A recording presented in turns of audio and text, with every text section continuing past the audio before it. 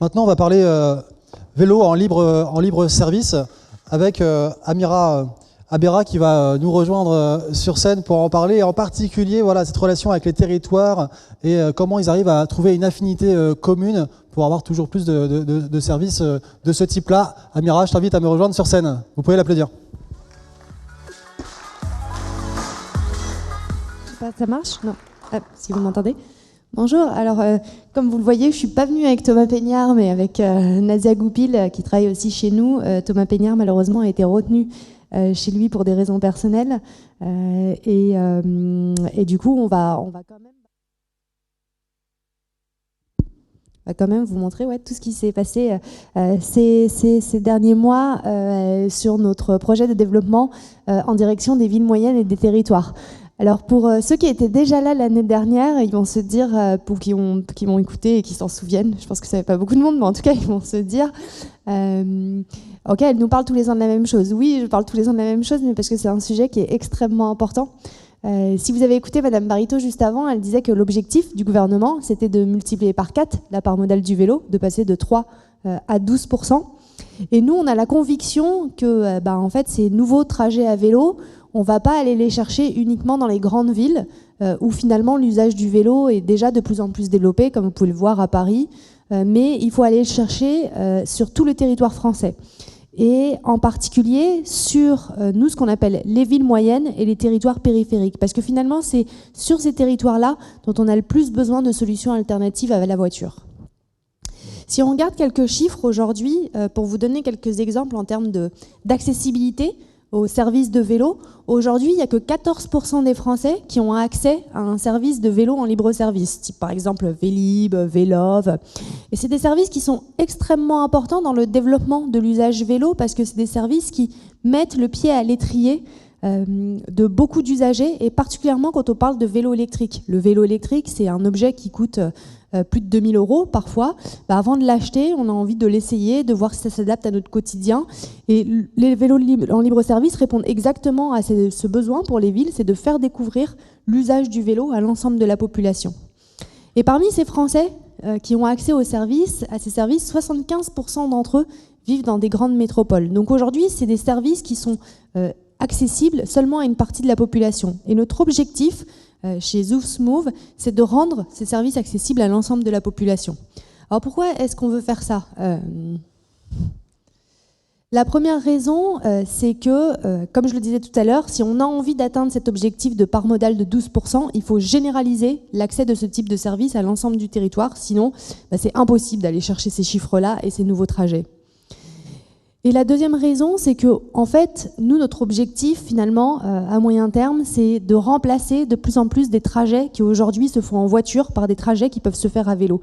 Par exemple, il y a une étude qui est sortie dans Le Monde il y a quelques jours qui explique que 47% des gens qui se rendent au travail en voiture le font pour un trajet inférieur à 1 km. Alors, ces gens-là, c'est essentiellement des gens qui vivent dans des grandes villes, mais c'est aussi des gens qui vivent sur tous les territoires. Et ça, c'est un trajet, mine de rien, qu'on peut faire facilement à vélo et encore plus facilement à vélo électrique. Donc le vélo électrique va permettre, dans plusieurs cas, de remplacer la voiture individuelle. Et enfin, nous, on se base sur 3 piliers pour pouvoir le développer au sein des villes moyennes et des territoires. Alors quand je suis venue l'année dernière, je parlais de manière très théorique, et puis maintenant on vient cette année avec un exemple concret d'une ville moyenne, un territoire sur lequel on a déployé une solution de vélo électrique en libre service, sur lequel Nadia va revenir. Et la manière dont on l'a fait, on a travaillé avec la collectivité sur 3 objectifs. Réduire les coûts, parce que jusque-là, les infrastructures étaient trop chères, et du coup, les villes moyennes qui avaient pas les moyens d'avoir la densité qu'il pouvait y avoir à Paris, elles ne pouvaient pas se permettre ce type de service. Donc, une modification de l'infrastructure a permis de rendre ce service accessible.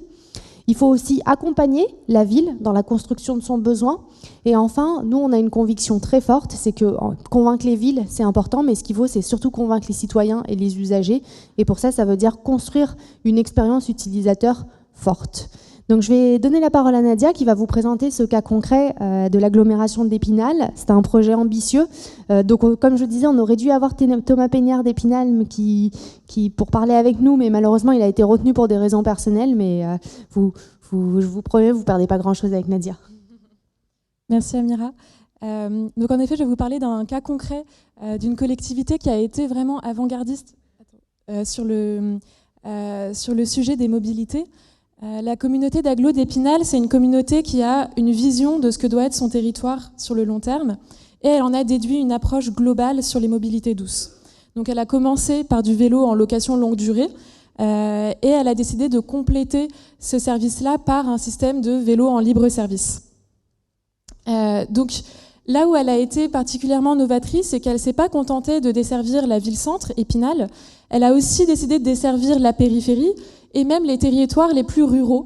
Donc on voit là une carte, en fait ça va même encore plus loin, mais il n'y avait plus de place sur la slide, dans une offre qui a été pensée en intermodalité avec le train. Donc pourquoi elle a décidé de faire ce choix du vélo en libre service? Comme le disait Amira, ils en sont très conscients aussi qu'il y a des gens qui n'ont pas les moyens de s'acheter un vélo électrique. Donc à ces gens-là, il faut leur fournir un accès au vélo. Il y en a certains qui hésitent, qui n'ont jamais fait de vélo électrique et qui ont besoin de cette offre de découverte. Et il y a aussi le vélo en libre service pour tous les déplacements ponctuels qui doivent être faits à vélo et non pas en voiture. Et donc la collectivité a mis en place ce système-là il y a à peu près 6 mois et elle a eu des beaux résultats. Déjà, c'est un service qui a été très apprécié de la population. C'est un service qui a été noté 4,8 sur 5 dans l'App Store. Il y a 10% de la population qui utilise ce service après seulement 6 mois. Et en tout, ils ont fait 20 000 trajets, 65 000 kilomètres, et ça a permis d'éviter sur le territoire de l'Agglo d'Épinal plus de 4 tonnes de CO2. Alors tout ça, ça veut dire quoi ? Ça veut dire que le libre-service dans un territoire comme ça fonctionne. Ça fonctionne dans la ville-centre, ça fonctionne dans la périphérie, ça fonctionne dans les territoires ruraux. Il y a une vraie demande. Et justement, la collectivité a décidé d'augmenter sa flotte de vélos pour 2022 et éventuellement d'ouvrir le service à des nouvelles villes qui n'étaient pas jusque-là desservies.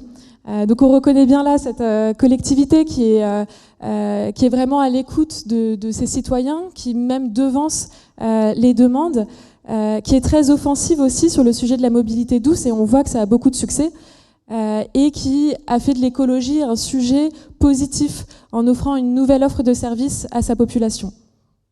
Voilà, donc je vous invite à venir nous voir pour avoir plus de détails, et je suis sûre que Thomas Peignard, qui n'est pas là, pourra répondre à vos questions par mail ou par call. Peut-être que je vais juste rebondir sur 2-3 éléments, sur notamment le succès d'Épinal, parce que c'est vrai que nous, quand on a commencé à regarder ces villes moyennes et ces territoires, tout le monde nous a dit « mais vous êtes fous, vous en tant que société, vous perdez votre temps, vous perdez vos ressources, et puis les collectivités, elles vont perdre leur argent à investir sur ce type de service ».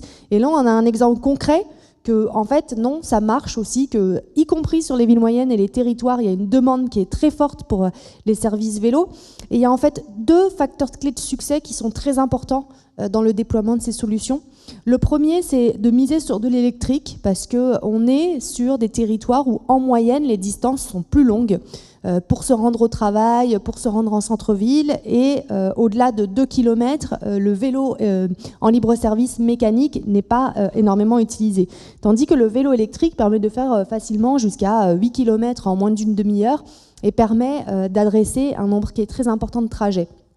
Et le deuxième point qui est très important, et comme l'a souligné Nadia, c'est de penser ce service en termes de multimodalité. Je ne vais pas réfléchir en prenant la brique vélo indépendamment des autres briques. Je vais réfléchir à ma politique vélo en prenant en compte ma politique de voirie, évidemment, ma politique de transport public, tous les transports, et en particulier le train, qui sont présents sur mes territoires, et le vélo va servir à compléter le train. On est sur un autre territoire que l'on peut qualifier de périphérique, même s'il est en région parisienne, et c'est sur le plateau de Saclay, donc c'est la Grande Couronne. Donc on est sur une densité qui est 2 fois inférieure, par exemple, à celle de Paris. Et sur ce territoire-là, on a 70% des trajets qui commencent ou terminent à une gare du RER B. Parce que dans des territoires moins denses, le vélo est vraiment utilisé en complément d'un mode de transport lourd sur des trajets multimodaux, et c'est comme ça qu'il a vraiment la possibilité de remplacer les voitures. Donc nous, notre objectif, c'est, il y a 700 agglomérations en France qui pourraient s'équiper de vélos, ça fait beaucoup de travail, mais notre objectif d'ici à 2030, peut-être pour rester aligné avec le gouvernement, c'est que ces agglomérations proposent des services vélos à leur population. Merci beaucoup.